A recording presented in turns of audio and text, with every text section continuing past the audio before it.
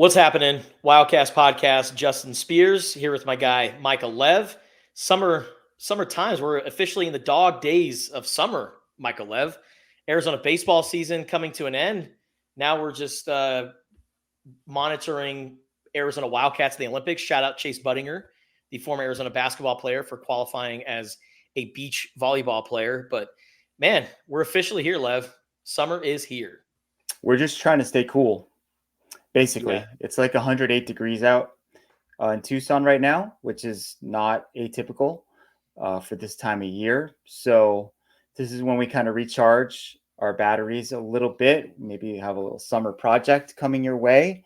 We do. I know you were on the ground floor on that one, and I think it's going to be very cool when that starts rolling out. But yeah, the Arizona sports season is over, coinciding with the Pac-12 era itself being over. And you did a really great story on just sort of summing up the year in awards style, right? Yeah. Team of the year, moment of the year, coach of the year, all of those things. And that's going to be our main topic here on the podcast today, right? Yes, sir. And Wildcast podcast, by the way, you can check us out on Apple and Spotify, other podcasting platforms. Also, don't forget to subscribe to Tucson.com. Get an online subscription today where you can find all of our work, including Michael Lev's. A lot of his work is subscriber only and a lot of great insight there. So don't want to miss out. Go to Tucson.com and get a pretty reasonable subscription today. We're not asking much on Tucson.com. So if you want to stay in the loop with everything, go to Tucson.com. Yeah, those digital subs are a great deal. Yeah. A great deal. And you won't miss out on anything if you do it. Mm-hmm. We're constantly trying to figure out what should we make subscriber only, what should we not. And a lot of my stuff ends up being subscriber only. If you want to read some of those pieces, I strongly recommend it. If you're a big men's basketball, football, baseball, softball, women's basketball fan, it's the place to be. Yeah, if you want to get accepted into Club Lev, I always view that's your stories, the subscriber only stories. It's Club Lev. Don't be on the outside trying to get in. Get into Club Lev. It's a very reasonable cover charge to get in, to get past the ropes on that one. So. All right, so we're going to be talking a lot of awards, as Lev mentioned. I looked over all of Arizona sports in the last year, and I wrote a story. We're going to talk about it right now. We're giving away awards, virtual awards, right? We don't have actual awards to hand out. We don't have the budget for that. No. So we're giving out awards for best team, best moments. We're also doing male athlete of the year, female athlete of the year, coach of the year, transfer of the year, and freshman of the year. Lots of interesting candidates. A lot of people that you can make an argument for. I put down my list, and Lev is going to counter or give an additional option, one that he could maybe argue against my selections. So without further ado, let's get straight to the award show. Let's first start off with team of the year, best team. This was difficult. In the final year of the Conference of Champions, the Wildcats produced, I believe, 3 teams to win the Pac-12 title. Now, none of those teams were the Arizona Wildcats football program, but I picked the Arizona football team just because when I think about the expectations, Arizona was voted to finish 8th in the Pac-12 preseason media poll. They ended up finishing 3rd. And then they became the 4th team in U of A history to have over 10 wins in a season and the fewest losses since the 1998 season, which they went 12-1, which is the best season in program history. And then to cap off their magical year, they scored 17 points in the 4th quarter, and they rallied to beat Oklahoma in thrilling fashion. And it's the first postseason win for the program since 2015. Arizona ended the season ranked number 11 in the Associated Press top 25, which is also the highest ranking since 1998. They went on to end the season on a 7-game winning streak, which also had 5 wins over ranked opponents. That is the longest for Arizona since 1998. Shout out to Jed Fish in year 3 of his project, he did exactly what he promised. He turned Arizona from an absolute irrelevant program into a team that's beating Oklahoma for the Alamo Bowl. And along the way, they found a superstar quarterback and Noah Fafita. His buddy Tetairoa McMillan emerged as one of the top wide receivers in college football. I think he'll be the first receiver taken in the NFL draft next season. And then those two, with Jedd Fisch going to Washington, galvanized the team and kept the nucleus together. And now here we are talking about Arizona being a top 20 program entering their first season of the Big 12 and the first season under head coach Brent Brennan. I just think that when you think about everything with the football program over the last year, to me, they are my best team. What about you, Lev? Yeah, so I'm going to come up with an alternative for every one of these, even if I essentially agree with the pick that you made. I can't really argue too strongly against football, but I can make a case for the men's tennis team. They won the Pac-12 tournament title for the first time ever this past spring in the last Pac-12 tournament of its kind for years and years and years. I mean, that league has been dominated by USC, Stanford, UCLA, California, the California schools, and Arizona was kind of an also ran, and Clancy Shields has changed that in a big way. Then they have hosted in the NCAA tournament for the second straight year. They won their regional for the second straight year, so they advanced to the Sweet 16.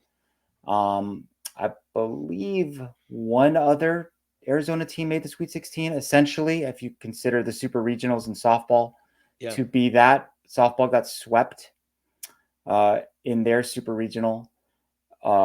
Arizona lost 4-3, 4 matches to 3 to Columbia. Came about as close as possible to advancing to the Elite Eight.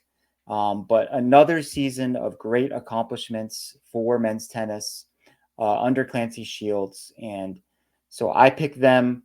Look, the expectations were high for them. It wasn't a situation where, they were picked to finish 8th or 9th or whatever, like you talked about with football. That was the case with baseball as well. I mean, they were picked to finish 9th. They won the league, etc.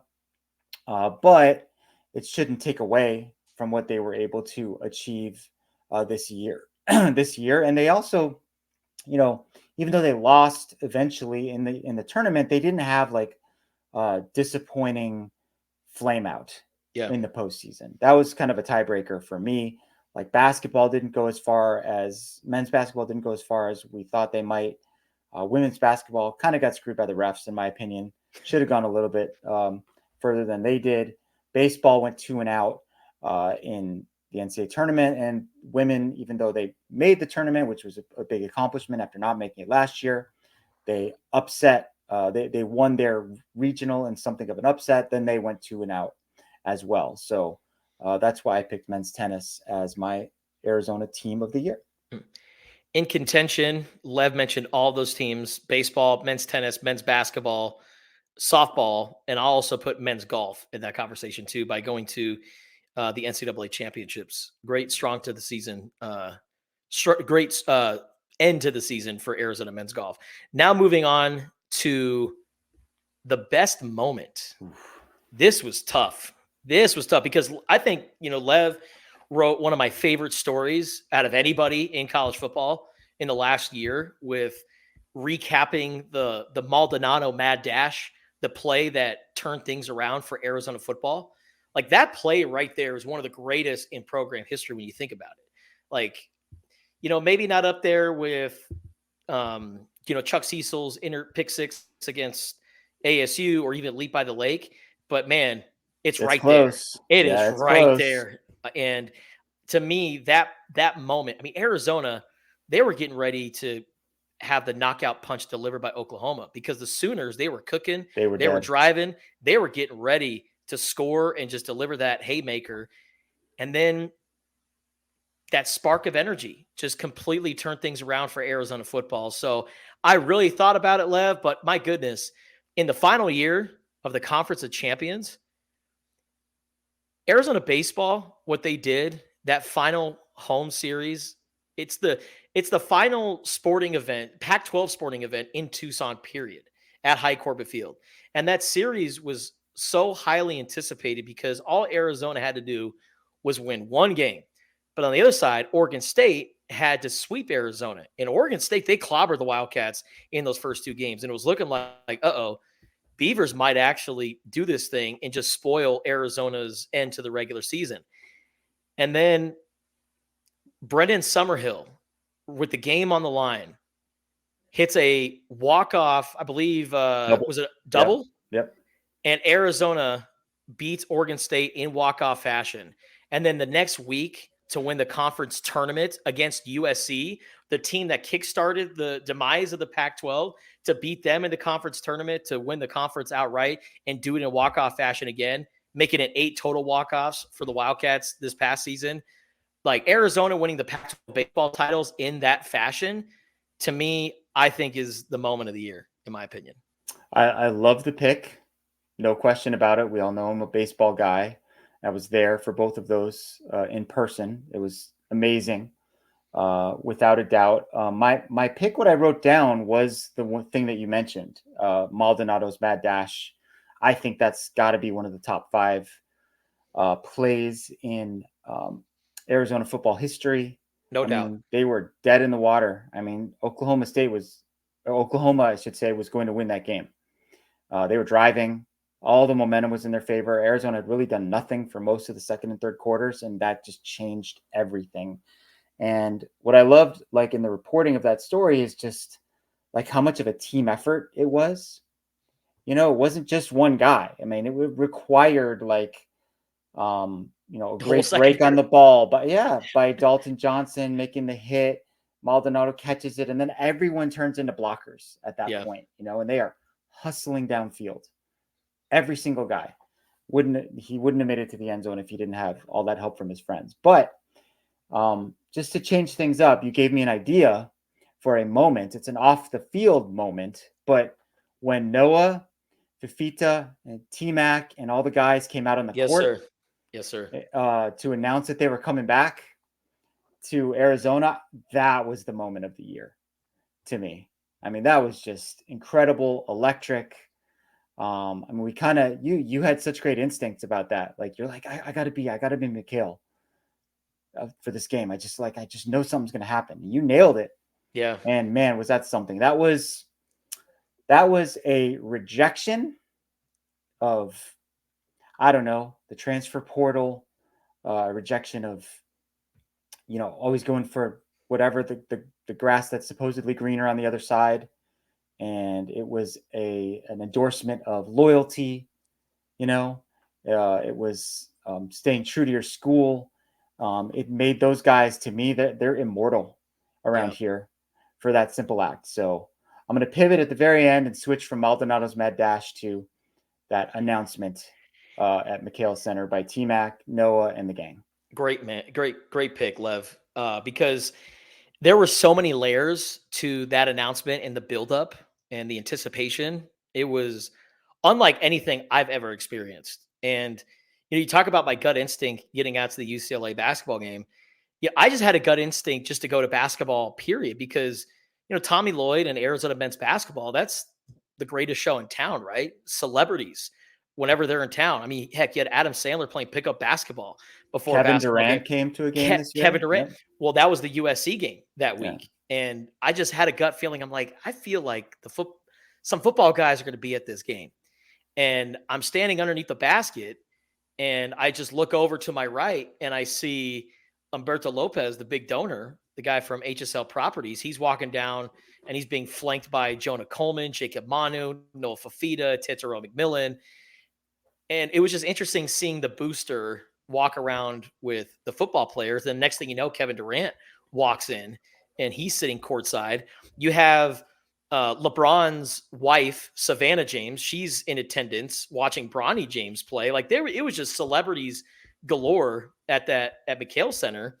And so I decided, there's something fishy going on here, because Noah Fafita and T-Mac, they had that stuff the bus drive. They really seemed like they were kind of leaning towards staying at Arizona. right? That And was the day before, right? I think it was. Yeah. And so, you and I, Lev, we were at that drive. We spoke with Humberto Lopez, who had a lot of interesting things to say about Jed Fish. And it seemed like the boosters, the donors, they were really trying to do whatever they could to step up and take care of the star players for Arizona football. And I just had a feeling against UCLA, the final time UCLA is coming to McHale Center as a Pac-12 opponent, there were just so many things that went into that game. Arizona UCLA basketball for the final time at McHale Center, the announcement between Noah Fafita and T-Mac and all the other guys coming out onto the court.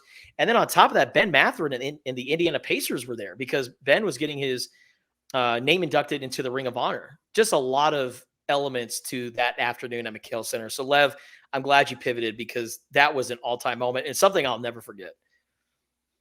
Coach of the year, who'd you pick? Coach of the year, I'm going to go with Clancy Shields, your boy, the guy that represented the team of the year for you, Lev. Clancy Shields was named Pac-12 Coach of the Year for the third time in his 8 seasons as head coach of the Wildcats. And I think his other 2 were in 2019 and 2021. And the buildup for Clancy and this year's Arizona Wildcats, it was the perfect storm because, he had recruited some very impressive players over the years, including Gustav Strom, who was a senior this last year at Arizona. And then he got Colton Smith, who is an All-American, a very highly touted freshman, a prospect coming out of high school. And Clancy got him to come over. Well, Colton Smith ended up becoming Arizona's first All-American since 2006. Arizona had 3 all Pac-12 tennis players, which never happens at the University of Arizona. So I think under the direction of Clancy Shields, Arizona men's tennis is in a very good spot right now. And what Arizona did this past season, getting that conference title, getting the program's first ever conference tournament championship against all those elite California schools, I think Clancy Shields is one of the best in the business. And I think Arizona better watch out because, there's a lot of tennis programs out there that would love to have Clancy Shields as one of their own. And you know what? I think loyalty has a price tag because, you saw what Laura Ianello did. I mean, she's a Wildcat. She, I think, won a national championship at Arizona as a player and then ended up as a coach, has been connected to the U of A for a long time now, has, established her roots here. Well, Texas came in with a lot more money and better resources. And I'm sure a team that has kind of similar pockets like Texas would love to have a guy like Clancy Shields. So I would say Arizona needs to take care of my guy Clancy. But outside of that, I think he's coach of the year. What's your choice, Lev? Yeah, for what it's worth, I mean, Clancy told me that he just couldn't leave here. He just couldn't see himself leaving. But like you said, you never know. Someone backs up the Brinks truck into your driveway, up to your front door. Sometimes it's hard to say no, but great choice. What I really like about Clancy is he's kind of one of those guys who just, instead of asking why, he's like, why not? Like he just believes in that anything is possible. He has completely transformed this program, and I think they're gonna, assuming he stays and he continues to recruit like he has, I think they have the number 5 recruiting class coming in. Mm-hmm. They could dominate the Big 12 in men's tennis, but my choice, since I have to go with someone else, I'm going to go with Jed Fish. I don't know if that's allowed since he's not, on the payroll anymore here at Arizona. There might be some booing in the crowd at the theater wherever we're holding this award show for Jed. Jed could not make it to receive his award in person because he's not in Tucson. I don't know. Chuck Cecil will accept this award on his behalf. But obviously, Jed did an amazing job, not only as an X's and O's coach this past year, but as a program builder. Turned them around in 3 years. Went from 1-11, 20-game losing streak to 5-7 to 10-3. And they put a bunch of guys in the NFL already, and more are on the way.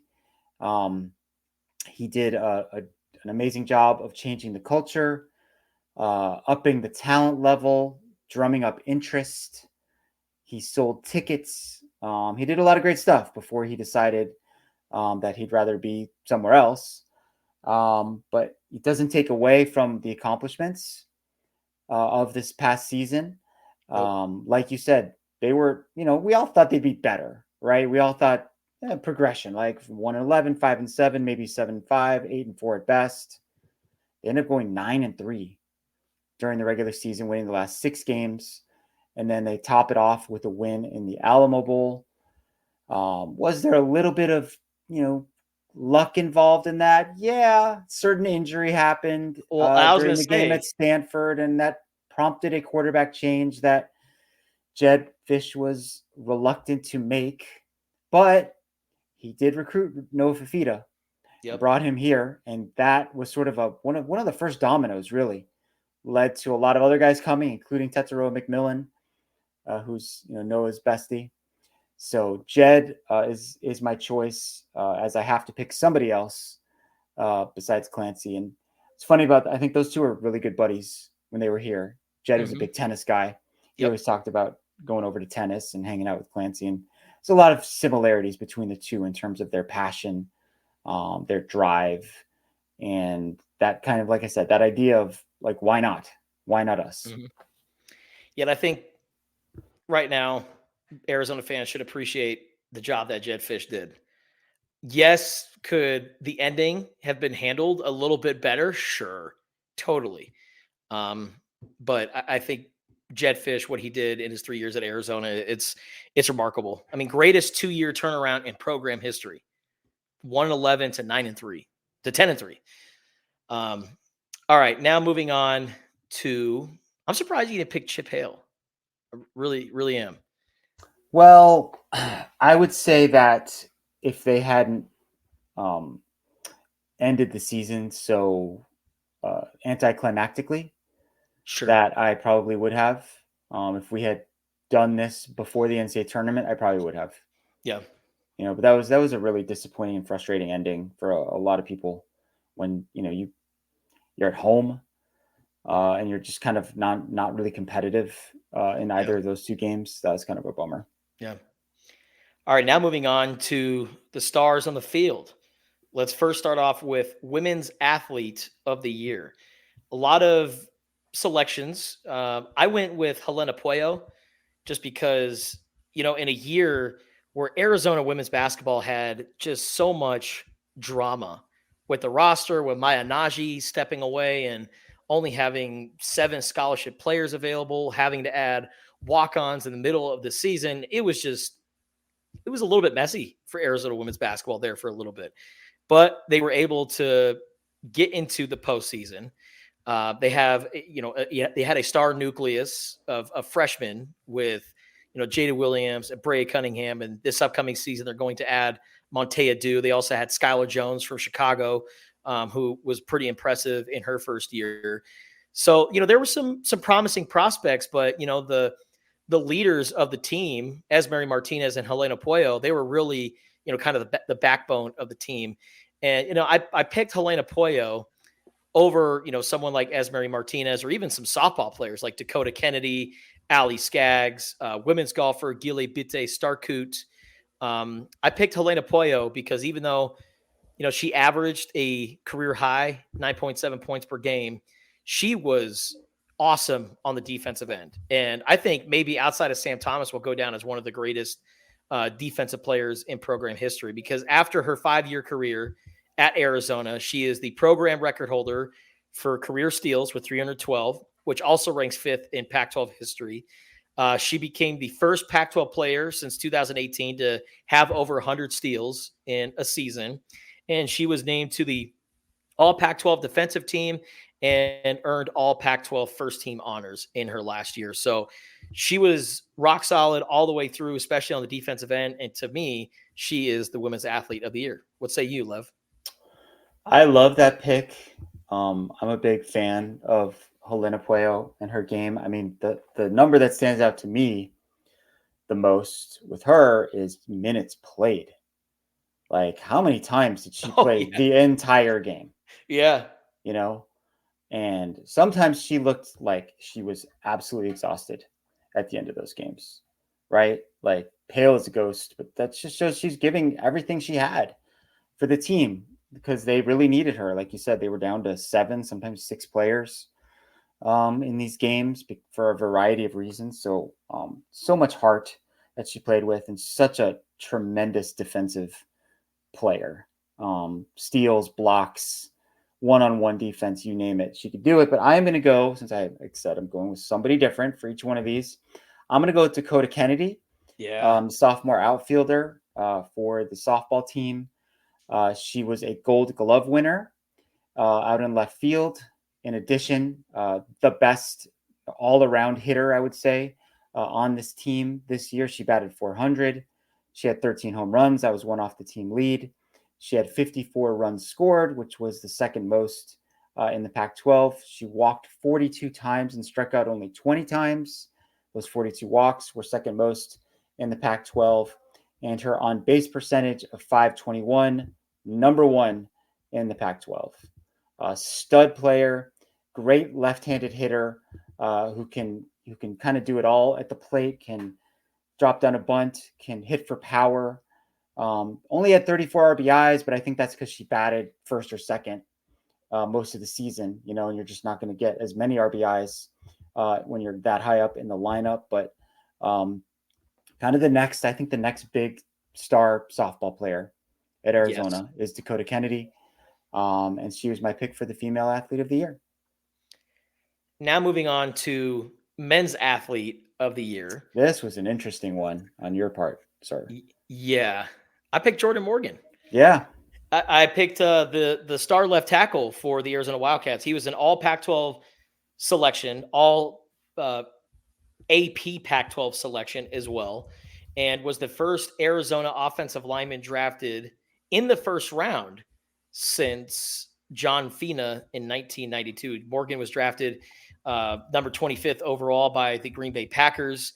He's killing it right now in OTAs, doing a great job. But I mean, after coming back from an injury that ended his what could have been his last season, if he didn't get injured, Jordan Morgan would have gone to the NFL draft and would have missed out on his last year.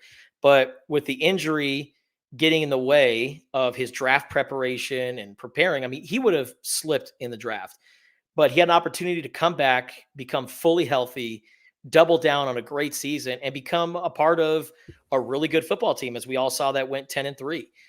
He had a great 12 games in his last year at Arizona.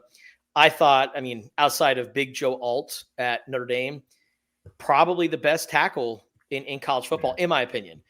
You can make a case for a number of guys, but Jordan Morgan was awesome this past year. And, in the couple reps where you saw him struggle, they were against guys that are getting drafted in the first round or playing, high-level football in the NFL right now. So I love Jordan Morgan, what he did this past season. So for me, he is the athlete of the year. Yeah, no one less than Tetero McMillan called Jordan Morgan the best player on the team and the heart of our offense. Yeah, and that was never more evident than in the Alamo Bowl, a game in which Jordan Morgan did not play, and the offensive line kind of fell apart. Good point. Good point. So we've talked about this. That kind of cemented his MVP case right there. Yep. We just saw how indispensable he was. But again, in the interest of picking somebody else, I'm going to go with Colton Smith of the men's tennis team as the male athlete of the year for Arizona.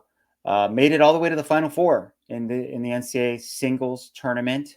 Lost a 3-setter in the last match to a guy who I guess is, I don't know, sort of enemy number one for if you're an Arizona men's tennis fan, right? It was the same guy from Columbia who defeated Colton in the NCAA tournament team play. Oh, Matthew Zhang? Yeah, that's right. Was it Zhang? Yeah, it was Matthew Zhang. So he took him to 3 sets and looked like really good. Like he won the first set and seemed like it's Michael Zhang, by the way. Sorry. Michael Zhang. Michael Zhang. Yeah, he beat Colton in straight sets in the team event, and then in 3 sets in the singles tournament before becoming the national runner-up. But still, you make it all the way to the Final Four. That is a very, very big deal. Talk about cool moments. The softball team happened to be in Stillwater where the men's tennis tournament was taking place, and they kind of had nothing to do before their games started. So they went out and supported Colton out there on the court, which was an awesome thing to see. He earned All-America honors after his junior year.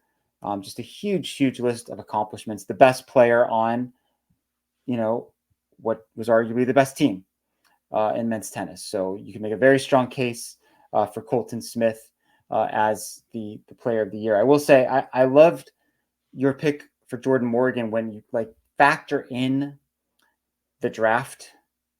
It's just sort of part of his whole resume. Yeah.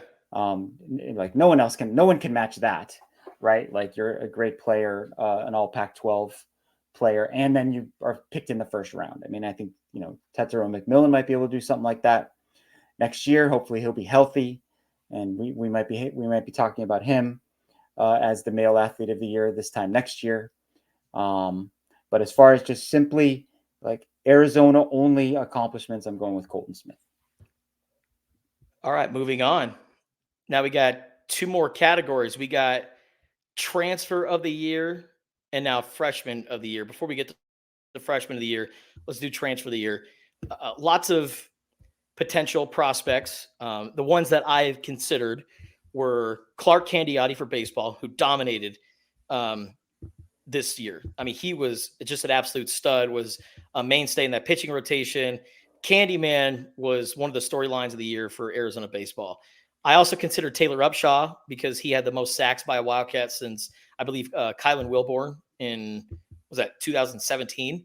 And then Jaden Bradley for men's basketball with the strong end to the season that he had. I mean, I really thought about it, but I think at the end of the day, the Pac-12 player of the year, Caleb Love, averaging 18 points, which is a career high for him, putting up 4.8 rebounds, 3.4 assists per game, became the 10th player in Arizona basketball history to earn Pac-12 player of the year honors. He's now eligible to get inducted into the McHale Center Ring of Honor. Now, good news for Caleb Love is I really feel like he's got an opportunity to make his legacy better at Arizona, because even though he was Pac-12 player of the year, had a great year, the end to the season, really the last month, he was just not himself. And then in postseason play, he was 6 for 29 from 3-point range. That's 20.7%. So he was laying more bricks than HSL properties in the tournament. And I think that coming back another season, finishing strong at Arizona, I think is good for him. But we're just talking about this last year. He's my transfer of the year. What about you, Love? Yeah, I mean, it's hard to argue with someone who won a Conference Player of the Year award. The end of the season was weird, right? Like, man, he got into such a bad slump and he could not shoot his way out of it. You just kept thinking, there's no way he's going to have 2 bad games in a row. There's no way he's going to have 3 bad games in a row. And it was like a 6-game stretch that it was, when they as a team clinched the Pac-12 regular season title against UCLA, and then they had to still play another game against USC. It's like, God, they just weren't ever able to kind of regain the form that they had beforehand. And Caleb kind of fell victim to that too. But overall, great season. Again, best player on the best team. Hard to argue against that. I am going to go with Clark Candiotti, who transferred here from Wichita State. This was actually his 5th school in 5 years. Just a lot of different circumstances leading up to that, coaches getting fired and things of that nature. Came here without a crazy amount of fanfare, but man, did he excel on the mound. He went 7-4, 3.39 ERA, 103 strikeouts in 95 2/3 innings. His 1.16 WHIP was the best among the 3 starters that Arizona used for most of the season, and all 3 of them were very good. All 3 of those guys made the All Pac-12 team, the others being Cam Walty and Jackson Kent. I feel like Clark Candiotti was overall the most impressive of those 3 in terms of results and stuff. Had some tremendous complete game performances, which you just don't see these days. Pitchers just don't go the distance. He was able to do that twice this year. And like when his slider and curveball were on, he was almost unhittable for Arizona. So that was my pick for the transfer of the year, which I'm glad you included that in the list of awards, because that's just part of the deal. Yep. Now, right, there's going to be transfers out and transfers in every single year, and a lot of them are going to have a sizable impact. Now moving on to the last award category, freshman of the year. And I think this was a no-brainer. Noah Fafita, the Arizona quarterback. He was named Pac-12 Offensive Freshman of the Year and was also Football Writers Association of America National Offensive Freshman of the Year. Yes, this was his second season with the program, but redshirted his first year. This was really his first year at Arizona. So this was really his freshman year. And in his first season as the guy, he finished with 2,869 yards, 25 touchdowns, and 6 interceptions, while also completing 72.4% of his pass attempts. That's the one thing I feel like not a lot of people talk about when it comes to Noah Fafita is his accuracy. He's the only quarterback in U of A history to complete over 70% of his passes in a season. So Noah was awesome after taking over for the injured Jaden Delora. And, when you talk about some of the craziest butterfly effects in sports, or in Arizona sports, what happens if Jaden Delora's ankle doesn't get injured at the end of the third quarter against Stanford? How many games does Arizona win? We'd be, would Noah Fafita still be here? What's going on with Jaden Delora, because he still had eligibility, right? Would he be, playing some? There was just so many things that could have happened. But what did happen was Jaden Delora's ankle gets hurt. Noah Fafita is thrown in the game, and Noah Fafita leads Arizona down the field to beat Stanford and win that game on the road. And Arizona's offense, they had some moments in that game, but they were kind of sputtering there in the second half. And it looked like the Wildcats were not going to beat Stanford despite being 20-point favorites in that game. But Noah Fafita comes in, saves the day. Then the next 2 weeks against Washington, USC, 2 top 10 teams, Arizona loses, I think, by a combined 9 points or something like that. They were right there in those games, and they lost in triple overtime at Los Angeles. And that was the last time Arizona lost a football game. That game right there turned around their season. Noah Fafita was the starter from that point forward. They had such a great end to the season. And honestly, I think, one of my favorite moments of watching Noah Fafita, or at least to me, what really kind of made him an Arizona legend, was setting a school record and a territorial cup record with 527 yards against ASU, and then leading Arizona to a bowl game. So to me, this is a no-brainer. Noah Fafita is your freshman of the year. If you classify Noah Fafita as a freshman, then it is a no-brainer. He was a redshirt freshman. It should be noted it was his second year in college. You're doing the Chet Holmgren argument. By most definitions, right? He is a freshman. I think he was named Pac-12 Freshman of the Year. Very deserved. I mean, I'm on record many times advocating for Noah Fafita and everything that he represents. He is a great leader. He is incredibly poised. Like, nothing ever seems to rattle him. I mean, they were down in that Stanford game on the road, just thrown in there calmly, leads them to the go-ahead score. Didn't play great against Colorado in the first half. Bounced back in the second half. Helped them go down the field for the winning field goal drive. Did not lose a game from USC on. And it took like a heroic Herculean effort from Caleb Williams for the Trojans to win that game. Yeah. Right? So, Noah Fafita, he's a stud. All of the preseason accolades that he's getting now are all well-deserved, and hopefully he'll have just as good of a season this upcoming year or better. But I have to pick somebody else. So I'm going to pick Reagan Shockey of the softball team. Speedy little center fielder. Every time I saw her play and saw her run, I'm just like, this girl is so freaking fast. Mm-hmm. Like she could absolutely fly around the bases. She ended up hitting 404 for the season. Only every 78 of her 80 hits were singles. So this is a this is a true like slap hitter who's going to use her wheels to put the ball in play and get on base. I'm stunned that she only had 8 stolen bases. She did not get caught stealing. I think they need to give uh, let Reagan Shockey cook, free Reagan Shockey, wherever you want to put it. Get her to run those bases a little bit more. I understand when you have like a stacked lineup, she might be batting at the bottom, and then Dakota Kennedy's coming up, or Ali Skaggs, or Carly Scoopin. Maybe you don't want to run to get thrown out or open up first base, but she should steal more bases for as fast as she is. Really impressive young player. Also, really elite defensive player in center field who looks like she's going to be an anchor for this team for several years to come. So, since you picked Noah, I'm going to take Reagan Shockey. Heck yeah. That is it for the Wildcasties. We got to work on that. We'll workshop that name. Yeah. The Wildcast Award Show, recapping a very exciting year for Arizona sports. Yeah. It was.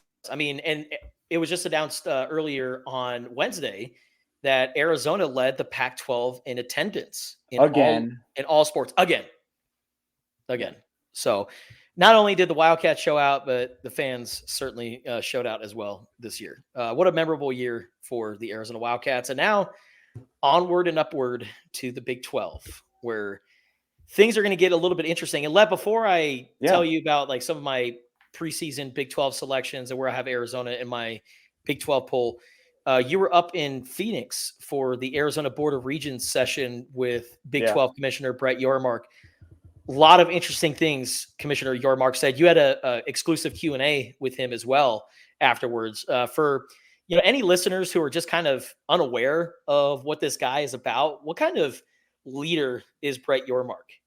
Yeah, he comes from a mostly pro sports background. He also worked for Rock Nation as an executive. So he's been a success in the corporate world, the business world, and he has taken very much of a business-like approach to being the commissioner of the Big 12. He's done things like doubled the size of the conference office. He has increased sponsorships. He has been very aggressive, right, in going after schools amid conference realignment chaos, right? It's sort of like, the Pac-12 never really that proactive. Came somewhat close to getting Texas and Oklahoma. Would have changed the course of history if they had, but they did not succeed in getting them, and that was eventually led to USC and UCLA leaving, the collapse of the conference. While all this is going on, Brett Yormark's making moves. It's like, we're going to get the Four Corners schools in here. And he did. He got them all. And he's put the Big 12 in a good position to succeed. Like, will the Big 12 ever be as big or as great or as dominant as the Big 10 or the SEC in football? Probably not, but it might be the best basketball league out there. Going to be one of the best baseball leagues for sure. And I think solidly number 3 behind the Big 2, which is not a terrible place to be. And Brett Yormark is the driving force behind all of that. And speaking of Big 12, I filled out my preseason all Big 12 team and also did my poll. And starting off with my poll, I put Arizona 3rd behind Oklahoma State and Iowa State. Now, Oklahoma State, they're kind of like the favorites amongst everybody to win the Big 12. I mean, they also have the Big 12 Offensive Player of the Year coming back, and Ollie Gordon, who's one of the top running backs in college football. They don't have to face Arizona until the conference championship. And I also believe they don't have to face Iowa State either until the conference championship if they were, to play those teams. So favorable schedule. I have Oklahoma State number 1, Iowa State number 2. They're returning the most starters out of anybody in the Big 12. And then I have Arizona number 3 with Kansas State right behind them at number 4, Utah number 5. I know your boy Cam Rising's coming back for his 20th year of playing college football. I'm pretty sure Cam Rising was playing at Utah when Urban Meyer was the coach there. But Cam Rising coming back for another year. He's a super senior. Listen, it would not surprise me. Senior. It would not surprise me if Utah is top dog in the Big 12. That's just the way Kyle Whittingham rolls, right? I'm underestimating him, and then he's going to say, Justin, you don't know what the hell you're talking about. I got the best team in the Big 12. So those are my top 5 teams. I got TCU 6, Kansas at number 7. I wish I could probably put Kansas, West Virginia a little bit higher. I think those teams are going to be pretty good this year. Then I have Texas Tech at number 9, Baylor at 10, Colorado at number 11, Central Florida at number 12. I also think that's another team that could be a lot better and finish higher this year. And then the last 4, I got Cincinnati, ASU, Houston, and BYU. A lot of people were giving me guff about this. And listen, at the end of the day, this isn't going to mean anything because Arizona was voted to finish 8th in the conference last year in the Pac-12. They ended up finishing 3rd. Mm-hmm. Us media guys like to think we know what we're talking about, but at the end of the day, we really don't know anything. We do our best. I try to, turn over every stone and put together a really good list, but I mean, this poll could just all get blown up when it's all said and done. But what do you think about this, Lev? Yeah. So I have not filled out one of these, and I probably won't do an official one. I think at some point I will go through the schedule and try to figure out a pecking order for the Big 12. I first of all want to say that I do not like these giant leagues, 16, 18 teams. I'm pro divisions. Yeah. I liked having the Pac-12 North and the Pac-12 South, and it sort of made it feel like more teams had a chance. Like if you had 2 8-team divisions, you only have to beat 7 others to get into the conference title game. Whereas now you got to finish in the top 2 out of 16. So it looks weird to me. I don't like it. It's kind of the trend though, because everyone wants to have like the quote unquote 2 best teams in the conference tournament or in the conference championship game, regardless of geography and all of that. I think you are definitely underestimating Utah. Remember, Utah, they know what it's like to change conferences, and they're not like going up a level this time. Last time they went from the Mountain West to the Pac-12, there's a bit of a transition period. I think 0 transition period for them. I think their style will play really well in the league, so I think you're underestimating them a bit. Kansas is a team to keep an eye on. I think their entire season kind of depends on whether their quarterback, Jalen Daniels, can stay healthy. Yep. Like if he can, they could win the Big 12. And if he gets hurt, which is kind of have been the case almost every year, they probably will finish in the middle of the pack. And I think the team that you're underestimating the most is UCF. Yes, I agree. Had a really strong offseason, and they recruit really well. And that's a game that Arizona fans probably aren't like, they didn't look at the schedule and go, oh no, UCF, we're going to lose that game. That is a trap game if there ever was one. That's the space game. Yep. For them. They have to go to UCF. I would probably pencil that in as a loss for Arizona, honestly, because most of the time they win that space game. And that one's on the road in early November. Team could be a little beat up at that point in time. I guarantee you UCF will finish higher than 12th in the 16-team Big 12 this year. And the team that I kind of had no idea about is Colorado. You've got them 11th. If you had put them 5th or 6th, I wouldn't have objected to it. Once again, like turned over the entire roster pretty much in the offseason. I think they brought in 42 transfers. It's just crazy. I don't get it. I don't understand. Like, what are you trying to do there? Were all the Louis that you brought in before? Was that like counterfeit? Is that all knockoff Fake Louis? Right? Fooey. Yeah, right. It's spelled like one letter differently, right? So yeah, so big mystery. Like we know who the stars are on that team. They definitely have star power. They had no sustainability last year whatsoever. Like started off hot, completely fell apart. Um, maybe things will be different this time around. You have to have better line play. Dion, I think he understands that, and he tried to address those issues. It's hard when you have like no continuity. Yeah. Like I look at Arizona, they did lose Jordan Morgan, but they're returning basically everybody else on the offensive line, right? So, chemistry's there, right? Cohesiveness is there. I don't know if Colorado has those things or cares about those things, but I feel like they matter in football, maybe Yeah. more than any other sport. So there are some of my top line thoughts on your picks. They're going to be either 3-9 or 9-3. And they're going to have either a bunch of all conference players or their only all conference representative is going to be like Travis Hunter. There's just such a fascinating team. And I think this could be a really good year for Dion, or this could be it. This could be it for Prime, because Shador is going to be gone. He's going to go to the NFL after this year. I don't know what his other kids are doing. So this is a fork in the road, in my opinion, for Deion Sanders. Yeah, and I don't know, like, is he in it for the long haul? Like, I don't know. I can't tell. Like, he doesn't go out on the road to recruit in high school for some weird reason. Like, well, I can't go to this school because then if I go to this school, then they're going to expect me to go to this other school. I don't know, man. It's kind of part of the job, Yeah. big part of the job to me, to go out and recruit.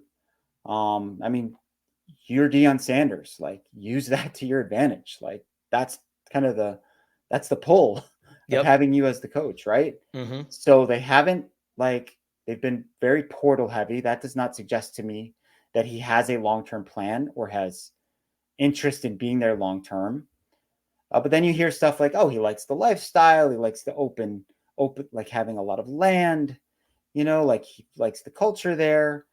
So I don't know. We'll see.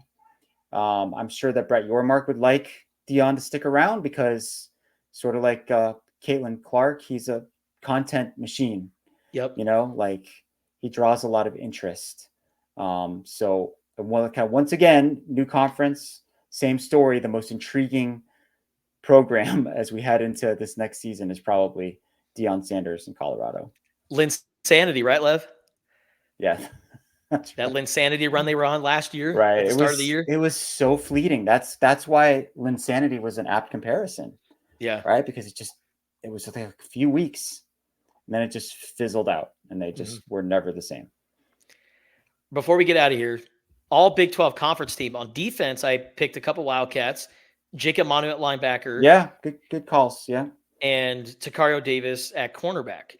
And then on offense / special teams, I saw a lot of people pick Shador Sanders. I've seen a lot of people pick some other players. I think Noah Fafita, to me, I think is the best quarterback in the Pac-12 or in the Big 12, excuse me. And then when you factor in T-Mac and that connection, who's going to be the best receiver in the Big 12?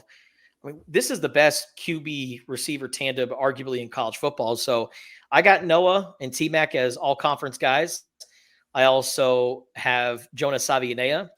And here's a couple that I threw in there, and I feel confident in them. Good picks. Yeah, I like them. Yeah. Wendell Moe at guard, who really became a huge part of that offensive line last year. I mean, if you really dissect his film and you look at his ability to pull, the way he carries his weight, he's a really good pass protector too. Like, he is a perfect guard on that left side. So I love Wendell Moe. I think he's going to be an all-conference guy. And then Tyler Loop, Mr. Consistent. I think he extended his range this last year, started to get into the 50s in spring ball. I think made like a 57-yarder, if I'm not mistaken, in practice one time. So his range is getting there, but he's so consistent. So I like him being the all-conference place kicker. And then I have Jacob Manu as the defensive player of the year. Well, I think that a lot of people around here would support that idea of Jacob Manu being the defensive player of the year.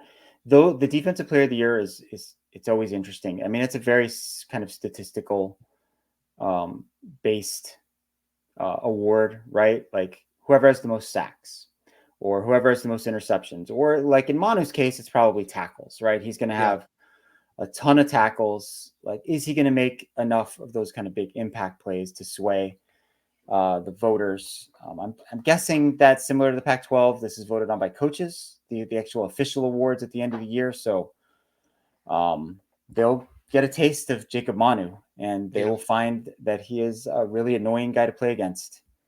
Like he's undersized, but he's got a great instincts. He's always around the ball. He's always making plays, and he's just one of those guys where I think anyone who faces him, they're just going to be glad when he's gone, and they don't have to deal with him anymore. I like all your other selections as well. I thought it was interesting that you had Travis Hunter on both offense and defense. I guess they're going to continue to play him like an insane amount of snaps. I think, his future might be as a corner who dabbles at receiver versus the other way around. We'll see. You don't see true two-way football players very much anymore, if ever. And I'll be interested to see when the game comes out, the NCAA football game. I assume he's going to have. They're going to have that capability for him to play both ways. I can't remember. I've been playing Madden for like 20 years on and off. I can't remember having that capability in the game to play someone on two sides, like with Shohei Ohtani in fantasy. If you play Yahoo Fantasy Baseball, like he's two different guys. He's really Shohei the hitter and Shohei the pitcher, because it would kind of break their system otherwise. I think ESPN, you'd have to move him from your starting lineup into pitching or whatever to get the points for one or the other. It'd be interesting to see what the deal is with Travis. If you can might just be that you just can put him in the depth chart at either spot, and he's got an equal or approximate rating at both. Which is the case with certain players in certain positions, like a big wide receiver, you might be able to put him at tight end, or an outside linebacker might be able to play defensive end, or you can move an offensive tackle to guard, but corner to receiver, and that you just don't see. Number of snaps he plays, you don't see. I think they have a fatigue factor in the new game. So like, will he be impacted by that in a significant way if he's playing like every snap on both sides of the ball? Certainly seemed to impact him in real life a bit last year. He got banged up. Took that hit on the sideline and missed some time. And I have tons of admiration for him and his ability to do that. And I thought it was noteworthy that you put him on both offense and defense. He's going to be a stud. I just think, he won't get, I guess, Conference Player of the Year recognition because I think Colorado might just be average. He's going to be a great player on an average team. You got to be able to win to get those conference awards. Yeah, I think you're right. Yeah. I think you're right. And like you said, they could win. I've heard a lot of people say they could envision Colorado winning 8 or 9 games this year, but it might also be kind of like last year was too. So we shall see. All right. Well, that'll do it for this episode of the Wildcast podcast. Check us out on Tucson.com. Get an online subscription today. And also, please subscribe, rate, and comment the Wildcast podcast on Apple, Spotify, or wherever you get your podcasts. We appreciate you guys for watching and listening.